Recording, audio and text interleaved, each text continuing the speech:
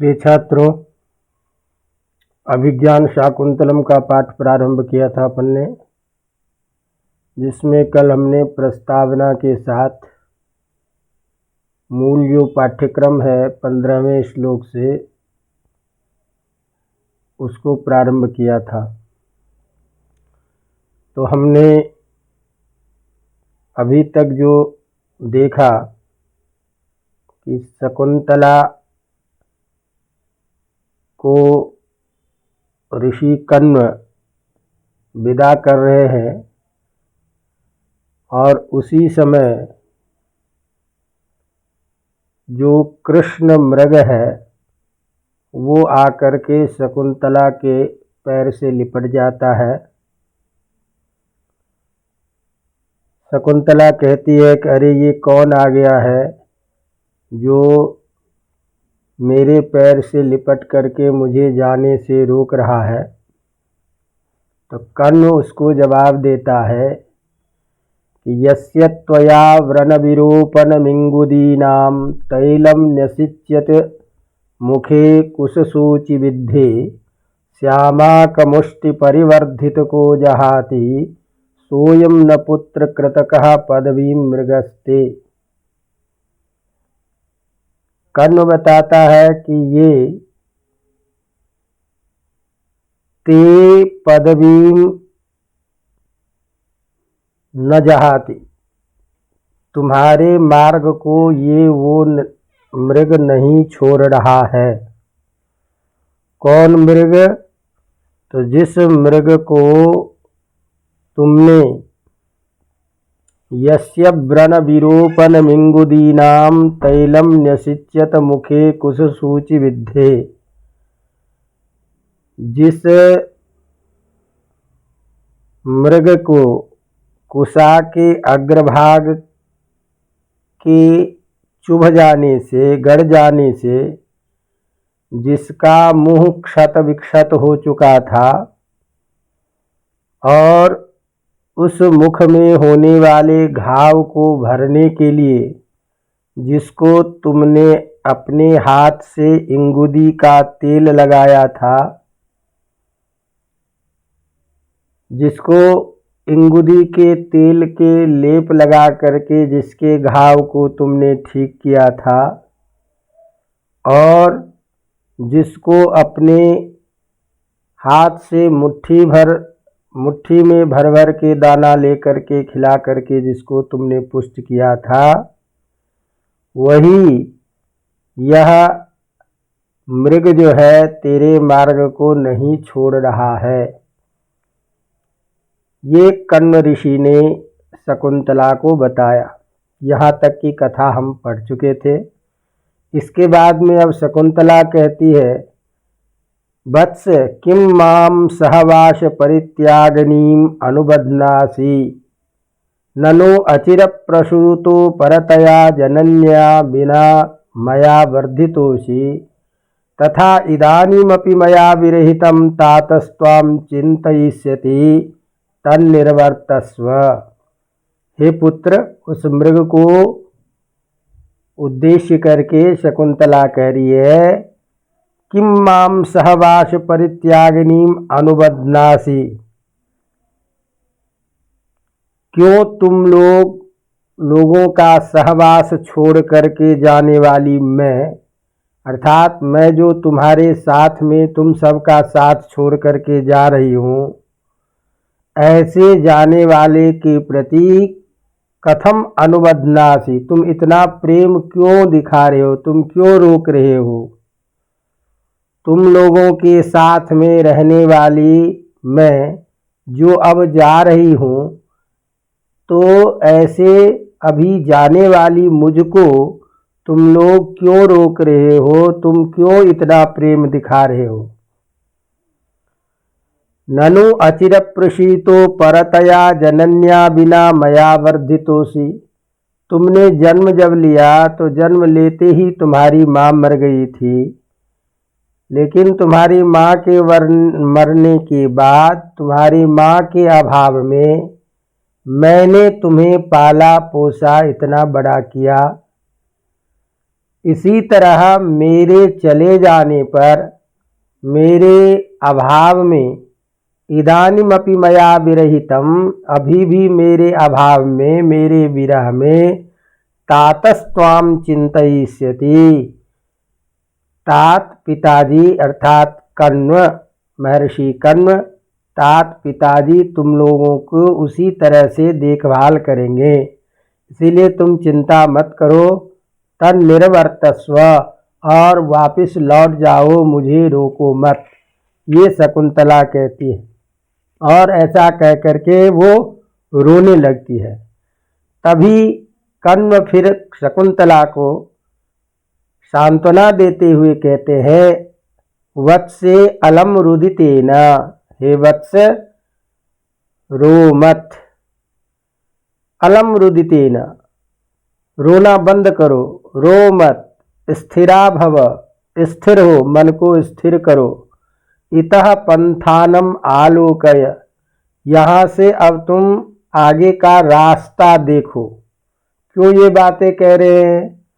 क्योंकि शकुंतला रो रही है, तो रोने से आंखों में आंसू भरा हुआ है, पलकें आपस में मिल रही हैं, जिसके कारण आगे का रास्ता दिखाई नहीं दे रहा है।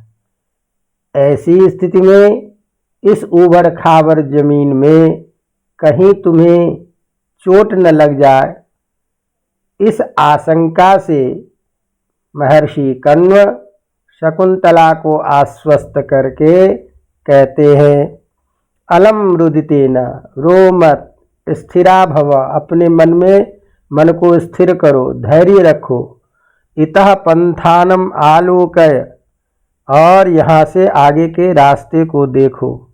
क्यों? उत्पक्ष्मणोर्नयनयोरुपरुद्ध वृत्तिम वाष्पम कुरु स्थिरतया शिथिलानुबंधम अस्मिन् अलक्षित नतोन्नत भूमि भागे मार्गे पदानि खलु ते विषमी भवन्ति। कहते हैं कि हे वत्से, उत्पक्ष्मणोः नयनयोः उपरुद्धिं बाष्पम स्थिरतया शिथिलानुबंधम कुरु। ये जो तुम्हारे दोनों आँखों की जो पलकें हैं, उठी हुई आँखों की दोनों तरफ की जो पलकें हैं, उपरुद्धि वृत्तिम, वो चल नहीं रही है, आंखें पलकें तुम्हारी खुल नहीं रही हैं आंसू के कारण। तो आंसू से भरे हुए, देखने में अवरुद्ध, जो देख नहीं पा रहे हैं, ऐसे इन पलकों को धैर्य से स्थिर करो, चित्त को, मन को स्थिर करो, और इस पलकों को खोलो, दोनों आंखों की पलकों को खोलो। वाष्प के कारण, आंसू के भर जाने के कारण जो दोनों पलकें आपस में सिमट गई है, जिससे कुछ दिखाई नहीं दे रहा है, इसीलिए तुम धैर्य करके अपने दोनों आंखों की पलकों को खोलो। क्यों? तो अस्मिन् अलक्षित नतोन्नत भूमि भागे, क्योंकि आगे का रास्ता जो है वो तुम्हें देखा हुआ नहीं है, अंदाजा नहीं है। क्योंकि जिस रास्ते पर हम चलते हैं उस रास्ते के बारे में तो जानकारी रहती है कि कहाँ टूटा हुआ है, कहाँ उबड़ खाबड़ है, लेकिन अलक्षित भूमि भागे, जिस रास्ते के बारे में तुम्हें जानकारी नहीं है, ऐसे नतोन्नत भूमि, ऊंचे खाबड़, ऊंचे नीचे वाले मार्ग पर तेरे मार्गे पदानि खलुते विस्मी भवंती, क्योंकि तुम्हारे पैर जो है डगमगा रहे हैं, तुम्हारे पैर स्थिर नहीं हो रहे हैं, तुम्हारे पैर विपरीत हो रहे हैं। इसीलिए धैर्यपूर्वक पैर को स्थिर करके आगे के रास्ते की तरफ देखते हुए चलो। तो शकुंतला के अत्यंत कष्ट और भावना, उस वहाँ आश्रम के सभी जीव जंतुओं से, सखियों के परस्पर स्नेह के कारण जो अत्यंत कष्ट है, और उस अत्यंत कष्ट के कारण जो शकुंतला को मन में विह्वलता है, उसको रोकने के लिए महर्षि कण्व उसे सांत्वना देते हुए चुप कराते हैं, स्थिर कराते हैं और कहते हैं मन में धैर्य रख करके आगे के रास्ते पर ध्यान दे करके चलो, अन्यथा कदाचित तुम्हारे पैर जो है फिसल न जाए, तुमको कहीं चोट ना आ जाए। उसके बाद में शिष्य, जो दोनों शिष्य है, भगवन ओदकांतम स्निग्धो अनुगम्यत इति श्रूयते। कहते हैं कि जो अतिथि आते हैं, जिनको हम घर से विदा करते हैं, इसके लिए हमारे भारतीय संस्कृति में एक नीति वाक्य है, सूक्ति वाक्य है कि हम आने वाले अतिथियों का जो विदाई करते हैं, जाते समय में उनको छोड़ते हैं, उनको ओदकांतम गच्छेत, जलाशय पर्यंत जा करके उसके साथ में जाना चाहिए। जलाशय पर्यंत जो है उसके साथ में जा करके विदा करने चाहिए। तो विदाई के समय, अब जलाशय तो अब आजकल नहीं है, लेकिन ये सिद्धांत है कि जहाँ से हम वापस लौटते हैं वहाँ जल पिला करके उनको आगे की तरफ बढ़ाएं। वृक्ष की छाया हो तो वहाँ छाया में बिठा करके और फिर उनको विदा करें। तो उसके दोनों शिष्य कहते हैं ओदकांतम स्निग्धो अनुगम्यत इति श्रूयते। आ उदकांतम अर्थात उदक मने जल, जलाशय पर्यंत, स्निग्धा प्रियोजनः गच्छन अनुगम्यते इति श्रूयते। जो स्नेही होता है, जो अत्यंत निकट का व्यक्ति होता है, उनको छोड़ने के लिए जलाशय तक जाना चाहिए, ऐसा सुना जाता है। ऐसी बातें शास्त्रों में कही गई है। तो इसीलिए क्या करें, तदिदम सरसी तीरम अत्र नः संदिश्य प्रतिगंतुम हरसे। तो सरसी तीरम अर्थात सरोवर तक जो है हम लोगों को वहाँ निश्चित रूप से जाना चाहिए और वहाँ संदेश दे करके वापस लौट आवे। तो शिष्यौ ओदकांतम स्निग्धो अनुगम्यति श्रूयते तदिदम सरसी तीरम अत्र नः संदिश्य प्रतिगंतुम अर्हति। अत्र मने यहाँ पर में, नह मने हम सबको, संदेश करके, हम लोगों को उपदेश करके और आपको लौट जाना चाहिए। अब आप लौट जाइए, क्योंकि सरोवर के तट तक हम आ चुके हैं। कण्व तेन ही इमाम क्षीर वृक्ष छायायाम आश्रयामः। ठीक है, अब तो तुम लोग जाओ और अब हम लोग इस वृक्ष की छाया में स्थित हो जाए, बैठ जाए।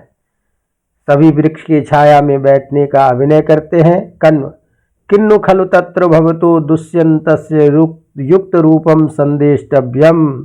उसके बाद में कण्व कहते हैं, तो क्या मैं उस माननीय राजा दुष्यंत को उसके अनुरूप क्या संदेश दूं, क्योंकि राजा दुष्यंत स्वयं प्रतापी राजा है, स्वयं ज्ञानवान है, विवेकी है। ऐसे राजा के लिए मैं क्या उपदेश करूं, ये कह करके चिंतयति, सोचने लग जाते हैं कि उनके लिए हमें क्या संदेश देना चाहिए। उसके बाद में अनुसूया कहती है, सखी आश्रम पदे नास्ति कोपि चित्तवान यस्त्वया विरह्यमानो न ताम्यति प्रेक्षस्व तावत्। अनुसूया कहती है कि हे सखी, अब इसी समय में अनुसूया, शकुंतला जो है, अनुसूया उसको ये बता रही है, हे सखी, इस आश्रम पद में नास्ति कोपि चित्तवान, ऐसा कोई नहीं है जो यस्य त्वरा विरह्यमानो न ताम्यति, जो तुमसे विरह से दुखी होकर के, ऐसा कोई नहीं है जो ओट में छिपे हुए, जो चित्तवान है, चित्तवान का अर्थ चक्रवाक भी कहते हैं, जो तुम्हें यस्त्वया विरह्यमानो न ताम्यति, जो तुम्हें बुला नहीं रही है, अर्थात कोई ऐसा नहीं है जो तुमको याद नहीं कर रहे हैं। प्रेक्षस्व तावत, देखो। उसके बाद में कहते हैं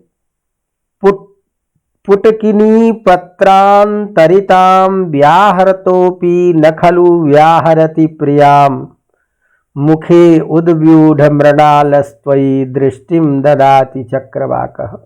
प्रेक्षस्व तावत, इस आश्रम में ऐसा कोई नहीं है जो तेरे जाने के विरह से दुखी नहीं है। देखो, तुम ही देखो। क्या? तो दिखा रही है, पुटकिनी पत्रांतरिताम व्याहृतोपि। पुटकिनी पत्रांतरित, अंतरित माने अंदर छिपे हुए, धोध में, घोंसले में। कमलनी पत्र के ओट में रहने वाली यह जो चक्रवाकी है, व्याहृतोपि न खलु व्याहरति प्रियाम, बार बार चक्रवाकी के द्वारा बुलाए जाने पर भी वह चक्रवाक उनसे नहीं बोलता है। अर्थात ये जो कमल के पत्ते के ओट में जो पद्म पत्रांतरहित जो प्रियाम चक्रवाकी मुखे, जो प्रिया जो चक्रवाकी है उसके मुख में उद्व्यूढ़ मृणालः धृतवीश सूत्र। उद्भृत मृणालः माने कमल के उस धागे को, सूत्र को हाथ में लिए अपने मुंह में लिया हुआ है। और व्याहृतोपि, बार बार बुलाए जाने पर भी, बोलने पर भी वह जो चक्रवाक है न व्याहरति, कुछ नहीं बोलता है, कुछ नहीं जवाब देता है। केवलम त्वयि दृष्टिम ददाति, केवल तुम्हारे मुख को ही देख करके, तुम्हारे मुख के तरफ ही उसका ध्यान है, लेकिन चक्रवाकी के द्वारा बोले जाने पर भी कुछ बोल नहीं रहा है। तो उसी को कहते हैं कि मुखे उद्व्यूढ़ मृणालस्त्वयि दृष्टिम ददाति चक्रवाकः। ये चक्रवाक जो है, चकवा जो है, ये भी मुंह में उस मृणाल डंडे को लेकर के, मृणाल सूत्र को लेकर के एकटक तेरे ही नजर, तेरे ही तरफ देख रहा है। चक्रवाकी के बोलने पर भी, चक्रवाकी के बुलाए जाने पर भी ये उससे बात नहीं कर रहा है। तो तुम्हारे विरह में ये भी कितने दुखी हैं। कण्ववत्स सारंगरम इति त्वया मदवचनात् स राजा शकुंतलाम पुरस्कृत्य अभिधातव्यः।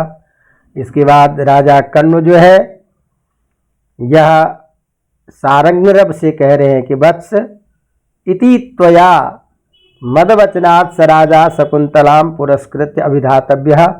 शकुंतला को राजा के सामने करके, शकुंतला को सामने में रख करके, राजा के सम्मुख दे करके, और मेरा यह जो संदेश है, मदवचनात् स राजा शकुंतलाम पुरस्कृत्य अभिधातव्यः, मेरी जो बातें हैं मेरे वचन के रूप में, मेरे संदेश के रूप में तुम राजा से ये बात कहना।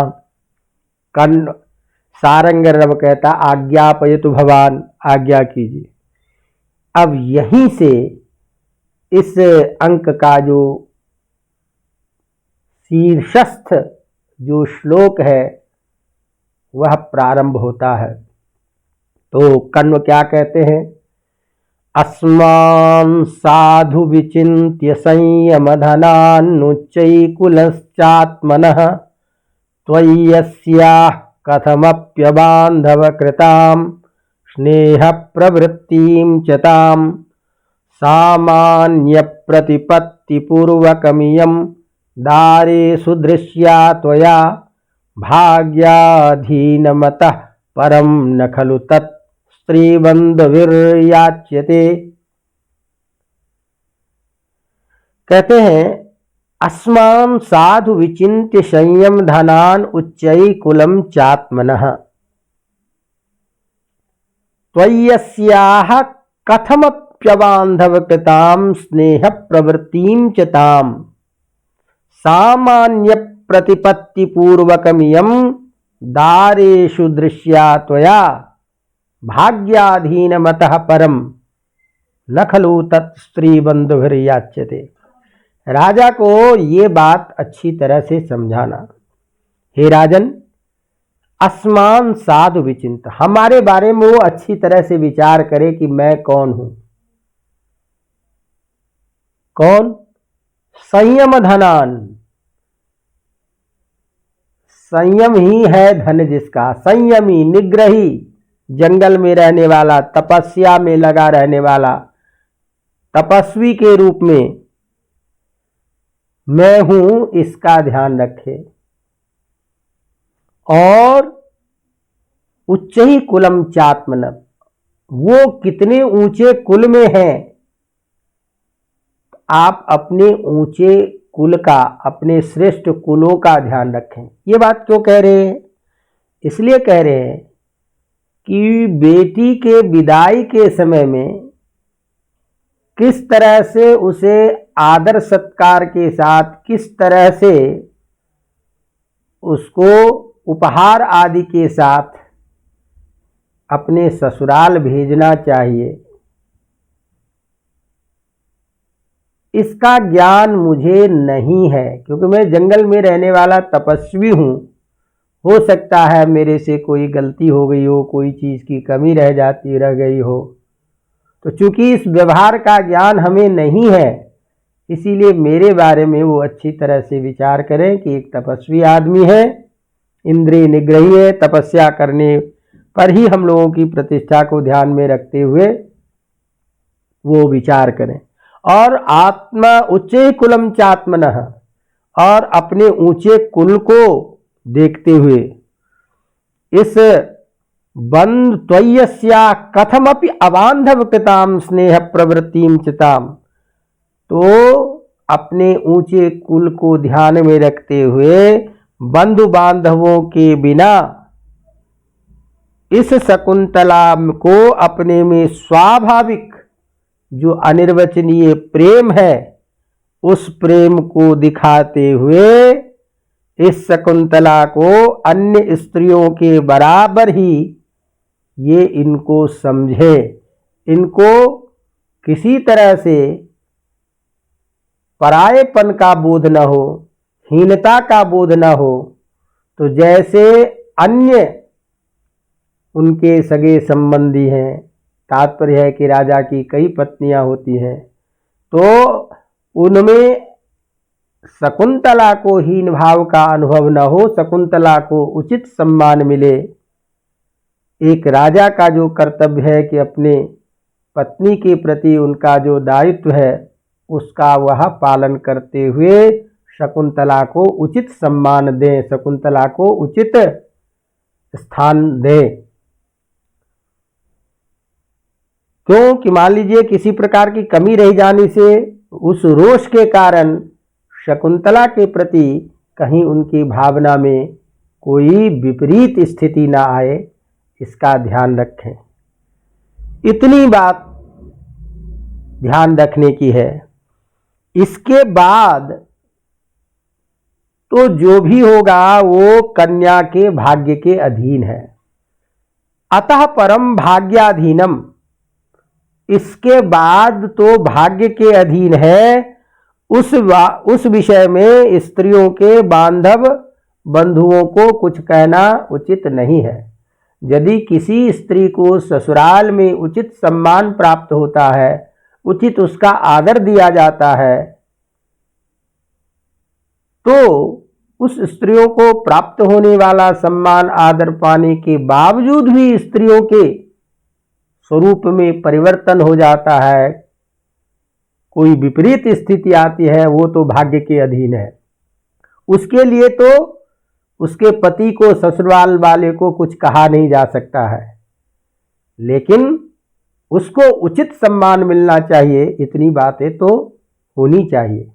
तो आप राजा को ये संदेश देना मेरे तरफ से कि मैं एक तपस्वी हूं, ये एक बेचारी तपस्वी की पुत्री है, तो इस तरह से आपके द्वारा गांधर्व विवाह के रूप में जो स्वीकार की गई है ये शकुंतला, इसको जो उचित सम्मान मिलना चाहिए आपके यहाँ, उचित सम्मान इनको जरूर दें। तो ये संदेश दे रहे हैं एक पिता अपनी पुत्री के सुखमय जीवन की कामना के लिए अपने दामाद को उद्देश्य करके।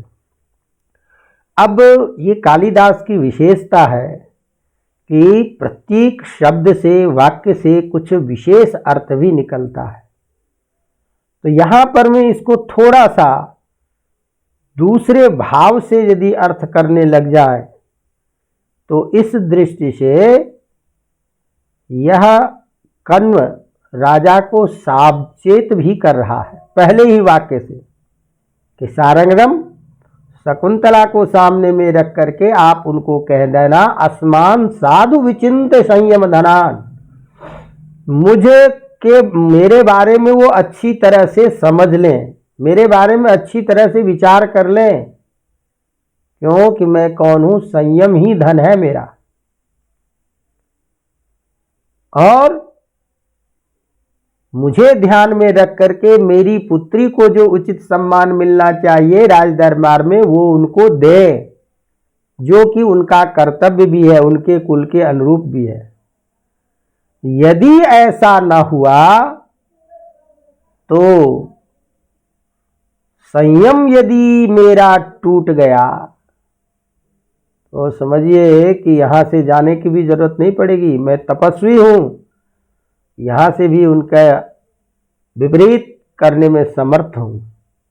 ये एक ध्वनि है पिता का एक पुत्री के प्रति प्रेम और उस आशंका को ध्यान में रख करके अपने तपोबल को भी सामने में रख करके उस राजा को वह संदेश देना चाहता है कि राजा ये न समझे कि मैं राजा हूं तो मेरे जंगल में जा करके जो मन में हुआ किया, अब हमारा इससे कोई लेना देना नहीं है, ऐसा विचार न करे। तो अपने कुल की मर्यादा के अनुरूप हमारी पुत्री को उचित सम्मान दें।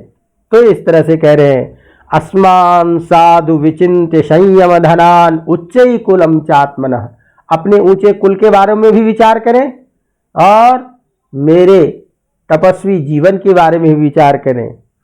त्वय्यस्याः कथमपि अबांधव कृताम स्नेह प्रवृत्तिम ताम, किसी भी प्रकार से अबांधव कृत स्नेह जो है इसको ना मिले, अर्थात बंधु बांधवों के साथ में मिलने वाला जो सम्मान है, प्रेम है, इसको प्राप्त हो। सामान्य प्रतिपत्ति पूर्वकमियम, वह सामान्य रूप से जो एक सर्वसाधारण के लिए होता है वह गौरव पूर्वक इनको स्थान मिले। दारे सुदृश्यात, मैं ज्यादा सम्मान के लिए बात नहीं कर रहा, लेकिन जैसे अन्य पत्नियों को सम्मान मिलता, अन्य पत्नी स्त्रियों को जो सम्मान मिला है वैसा सम्मान इसको भी मिले। इसके बाद की जो बात है वो भाग्य के अधीन है, उसके लिए किसी भी स्त्री के बंधु बांधव को कुछ कहना उचित नहीं है। सारंगरम गृहीतोयम संदेशः, यह मैंने संदेश ग्रहण कर लिया। कण्व शकुंतलाम विलोक्य, कण्व जो है शकुंतला को देख करके, वत्से त्वम इदानीम अनुशासनीयासि वनौकसोपि वयम लौकिकज्ञाः एव। अब राजा को तो सावचेत कर दिए हैं कण्व, लेकिन एक पिता का धर्म है कि अपनी पुत्री को भी अनुशासित करे, पुत्री को भी ये संदेश दे कि तुम्हें कैसे आचरण करना चाहिए। तो इस दृष्टि से शकुंतला की तरफ देख कर कहते, हे पुत्री त्वम इदानीम अनुशासनीयासि, राजा को तो हमने संदेश दे दिया, अब मुझे तुम्हें भी कुछ शिक्षा देनी है। क्यों कि बनो कसोपि वयम लौकिकज्ञाः एव, क्योंकि जंगल में रहने पर भी मैं तो इस लौकिक व्यवहार को जानता ही हूं, फिर भी लौकिक व्यवहार को मैं जानता हूं, इसीलिए लौकिक व्यवहार में परिवार में कैसे रहना चाहिए इसकी शिक्षा मुझे देनी है। सारंगरम भगवन न खलु कश्चिद अविषयो नाम धीमताम, सारंग कह रहा है कि बुद्धिमानों के लिए कोई ऐसा विषय नहीं होता है जिसका ज्ञान उसे ना हो, अर्थात अविषय नहीं होता है कोई भी, सब उनका विषय होता है। जो तपस्वी होते हैं, जो ज्ञानी होते हैं, त्रिकालज्ञ ऋषि होते हैं, उनको सभी विषयों में ज्ञान होता है। इसीलिए कण्व तासा त्वम इतः पतिगृहं प्राप्य, तुम यहाँ से जब अपने पति घर में जाओगी तो कैसे रहना। तो कालिदास के चौथे अंक के जो 4 अत्यंत प्रसिद्ध श्लोक है उसमें पहला श्लोक ये है, उस शकुंतला के प्रति दिया गया उपदेश।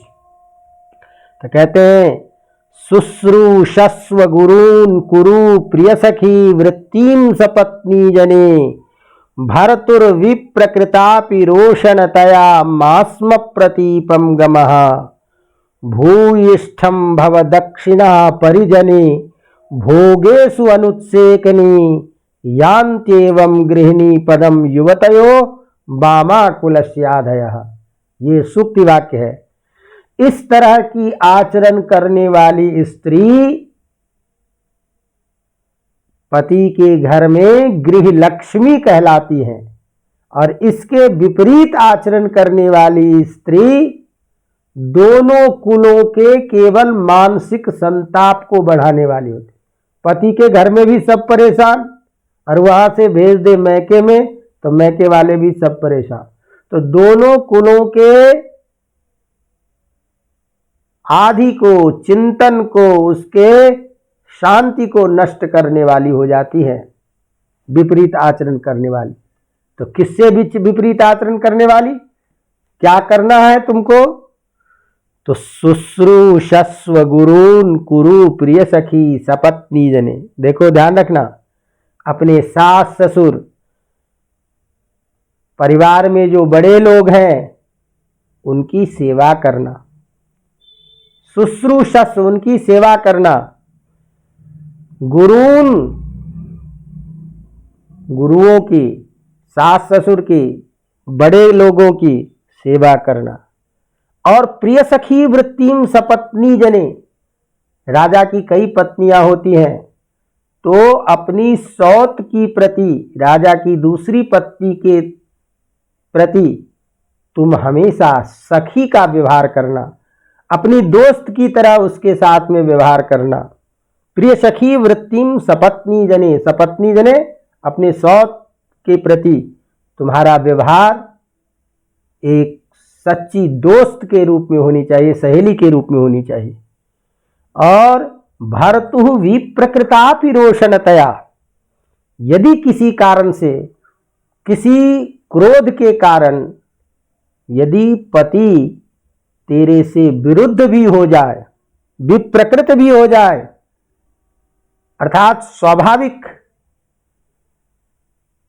स्वरूप से कोई भिन्न स्वरूप में भी आ जाए, तो ऐसी स्थिति में पति के द्वारा किसी भी कारण से यदि वह विपरीत आचरण भी कर ले, तुम्हारा कुछ अनादर भी हो जाए, तो भी मास्म प्रतीपम गमः, तुम पति के विपरीत आचरण मत करना, पति के अनुरूप ही रहने की कोशिश करना। तो किसी भी कारण से, कारण विशेष के कारण यदि पति तेरे से रुष्ट भी हो जाए तो भी उनके विरुद्ध आचरण मत करना। भर्तुः विप्रकृतापि रोषणतया मास्म प्रतीपम गमः, और भूयिष्ठम भव दक्षिणा परिजने, और जितने भी परिवार के अन्य लोग हैं उन सभी लोगों के प्रति उदारता का व्यवहार करना, सबके साथ में उदारता, समानता का व्यवहार करना। ये नहीं कि मेरा बेटा है तो दूध और घी छाली खाए और सौत का बेटा है तो पानी मिला करके दे दे, ऐसा मत करना। सभी के साथ में उदारता का व्यवहार करना। भूयिष्ठम भव दक्षिणा परिजने, जितने भी तुम्हारे सगे संबंधी है, परिजन हैं, उसके प्रति तुम अत्यधिक उदार दक्षिणा माने कौशल, कौशल्य उदारता का व्यवहार करना। भोगेषु अनुत्सेकनी, और इस प्रकार के व्यवहार करने पर ही क्या होगा, तुमको सभी सम्मान करेंगे, तुम्हारा सभी आदर करेंगे, तुम्हारी पूछ होगी और तुम उस घर में सबसे सम्मानित कहलाने लग जाओगे। लेकिन ध्यान रखना, ऐसे होने पर भी अपने भाग्य पर तुम इठलाना मत, अपने को भाग्यशाली समझ करके किसी का अनादर मत करना।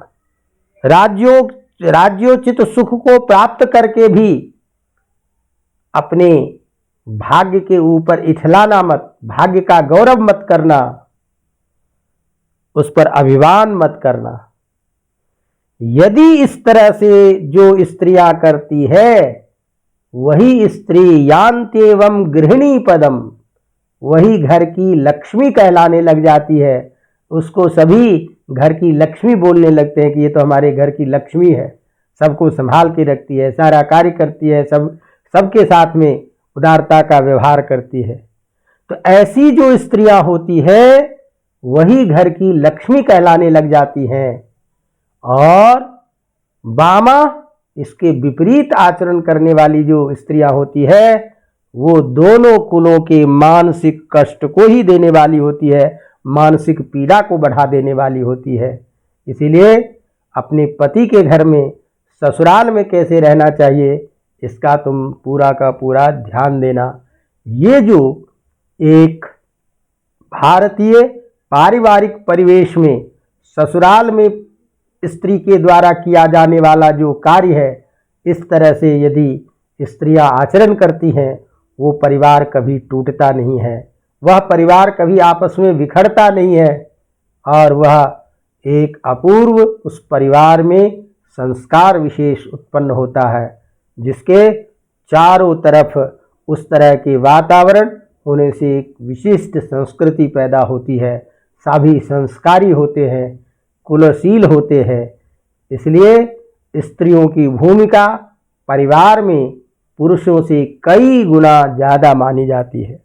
इसी बात को संदेश देते कहते हैं, शुश्रूषस्व गुरून् कुरु प्रिय सखी वृत्तिम सपत्नी जने भरतु विप्रकृतापि रोषणतया मास्म प्रतीपम गमः भूयिष्ठम भव दक्षिणा परिजने भोगेषु अनुत्सेकनी यान्तीवं गृहिणी पदम युवतयो वामा कुलस्याधवः।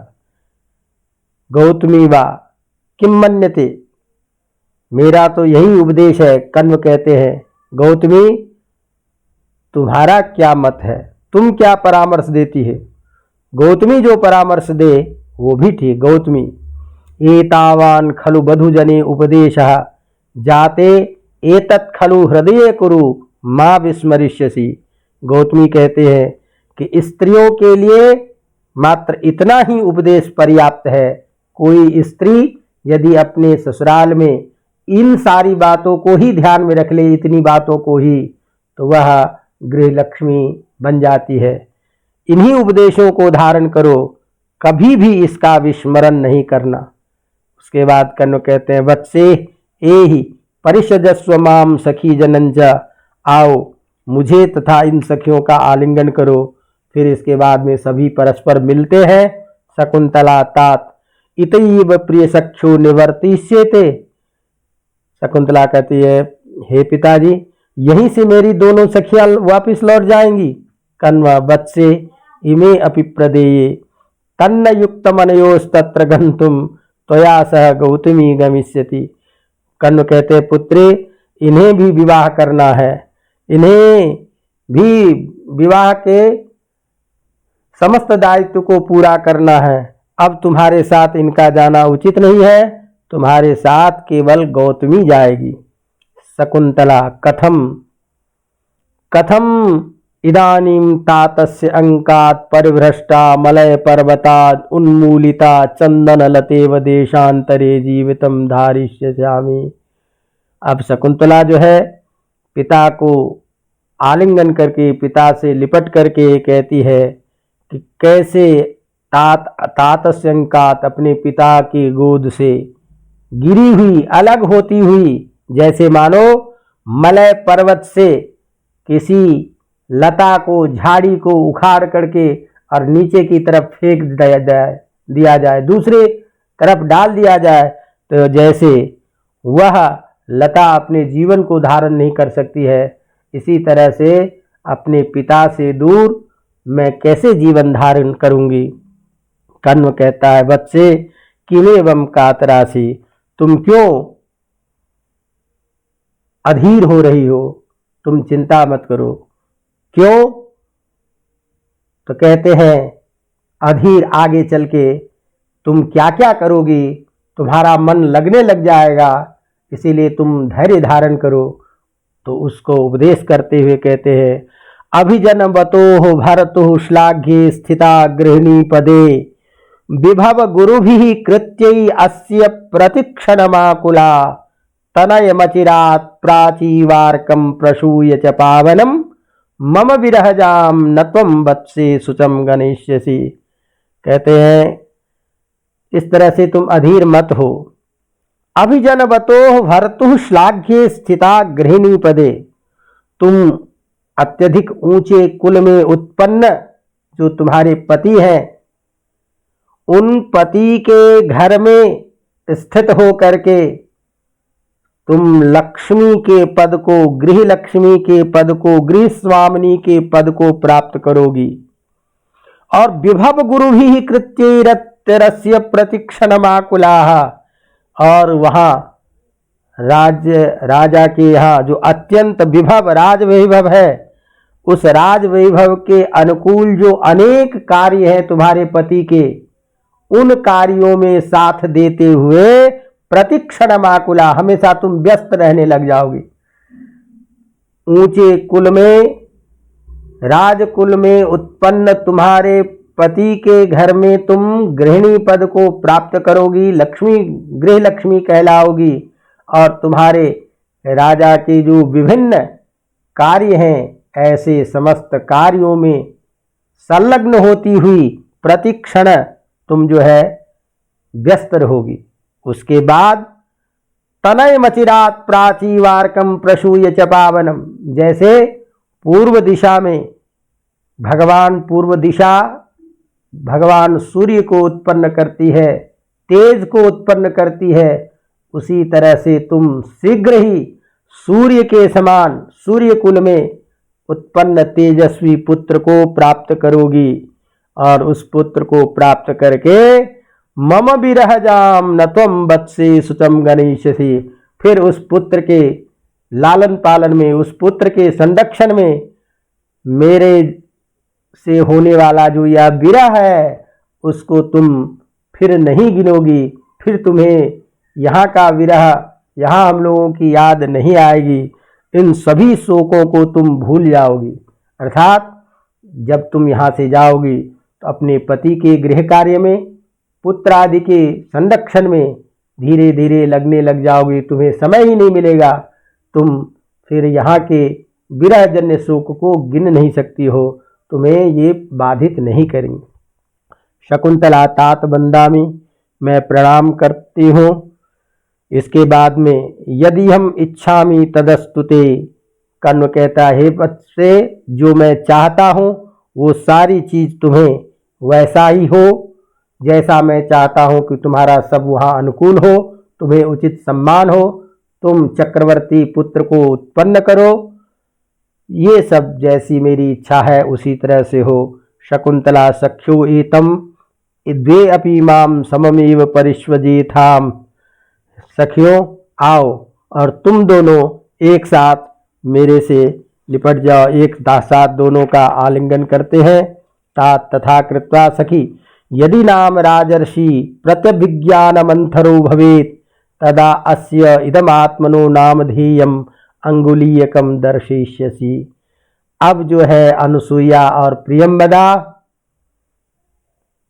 जो पूर्व की घटना है, दुर्वासा के द्वारा दिए गए श्राप, उसको ध्यान में ला करके शकुंतला से लिपटती हुई, रोती हुई और कह रही है कि देखो, यदि राजा तुम्हें हे सखी, यदि राजा तुम्हें किसी प्रकार से पहचानने में आनाकानी करे, प्रतिविज्ञान मंथरो भवेत्, जानने में पहचानने में थोड़ा सा अटपटा करने लगे, जैसे भ्रम में आए, तुम्हें जानने पहचानने से मना करने लगे, तदा अस्य इदम आत्मनोः नामधेयम अंगुलीयकम दर्शिष्यति, तब तुम उसे उनके नाम से जो ये अंकित अंगूठी है, इस अंगूठी को तुम उनको दिखा देना। शकुंतला अनेन माम संदेशिन कंपितम मे हृदयम, शकुंतला कहती है कि तुम जो ये बात मुझे बोली हो, इससे तो मेरा हृदय कांप गया, मैं घबरा गई हूँ कि ऐसी बातें तुमने क्यों कही कि यदि कदाचित पहचानने से मना कर दे, आनाकानी करने लगे, तो तुम ये दिखाना, ये बातें तुमने क्यों कही। सखी माँ विवेही स्नेह पाप माँ संकते, अब ये अंडरलाइन है सूक्ति, ध्यान रखना कि कहते हैं सखी डरो मत, स्नेह पाप माँ संकते, जहां बहुत लगाव होता है, ज्यादा स्नेह होने लग जाए तो वहां पाप की आशंका होने लगती है।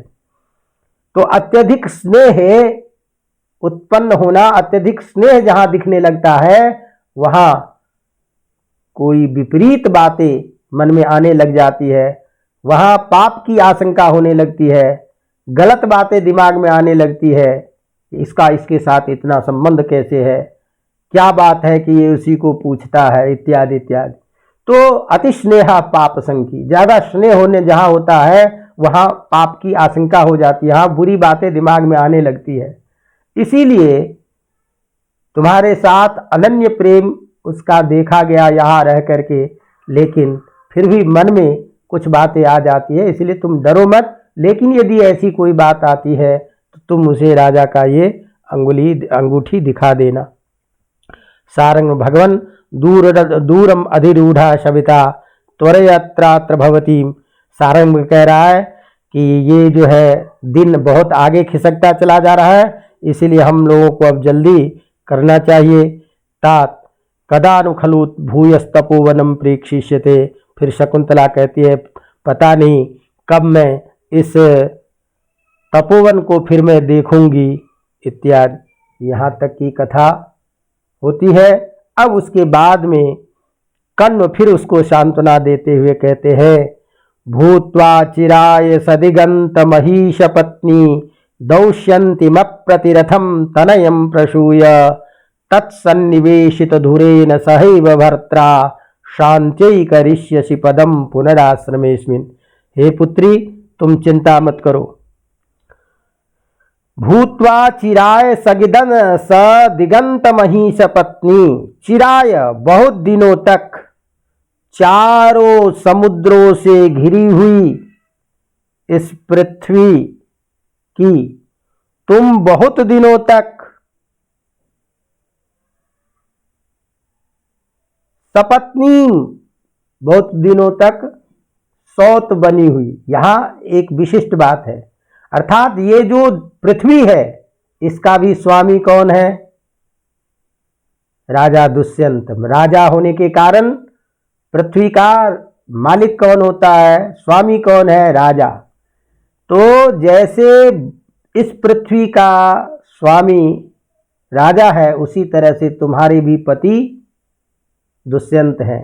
तो तुम पृथ्वी की सौत बनी हो, तो तुम्हारे पति इस पृथ्वी पर, चारों समुद्रों से घिरी हुई इस पृथ्वी पर अनंत काल तक राज्य करके तुम्हारे साथ में दौष्यन्तिम प्रतिरथम तनयम प्रसूत, और फिर उसके बाद अप्रतिम तेज वाला योद्धा दुष्यंत के पुत्र को, दुष्यंत अपने पुत्र को जन्म देकर और तत्सन्निवेशित धुरेन सैव भर्ता, और उस तेजस्वी पुत्र को समस्त राज्य भार सौंप करके, समस्त उत्तराधिकार दे करके, फिर तुम दोनों, दुष्यंत और तुम, वानप्रस्थ के आश्रम में तृतीय अवस्था में, चतुर्थ अवस्था में, गृहस्थाश्रम के बाद अपने समस्त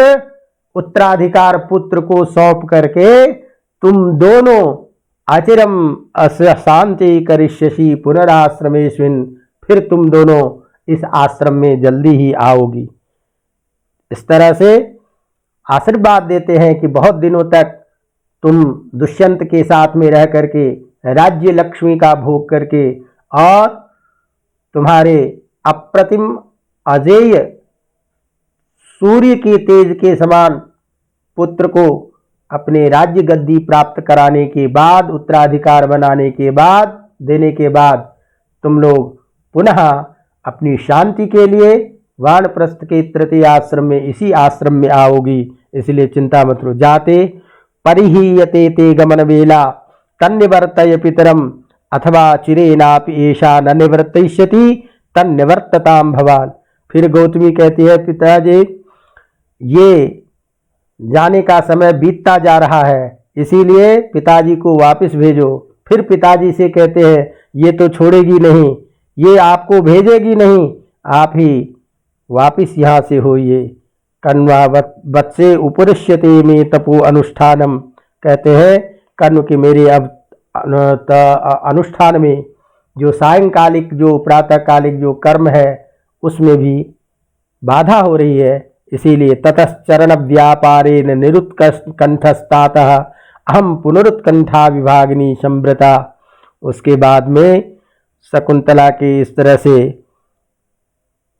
दोनों के साथ में रहते हुए अब राजा कण्व जो है अपनी पुत्री को आशीर्वाद देते हुए कि जात गच्छ शिवास्ते शंतु पंथानः, तुम्हारा आगे का मार्ग मंगलमय हो।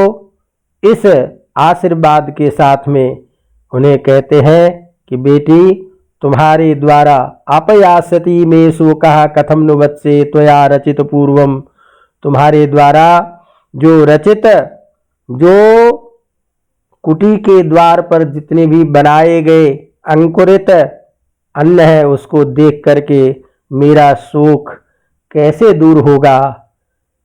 उटद्वार विरूढ़म नीवार बलिम विलोकयतः, तुमने जो आश्रम के चारों तरफ वह जो पौधे, वह जो वृक्ष, वह जो अन्नादि को लगाए हो उसको देख करके मेरा शोक दूर हो कैसे होगा, यह आशंका करते हुए फिर आशीर्वाद देते हैं।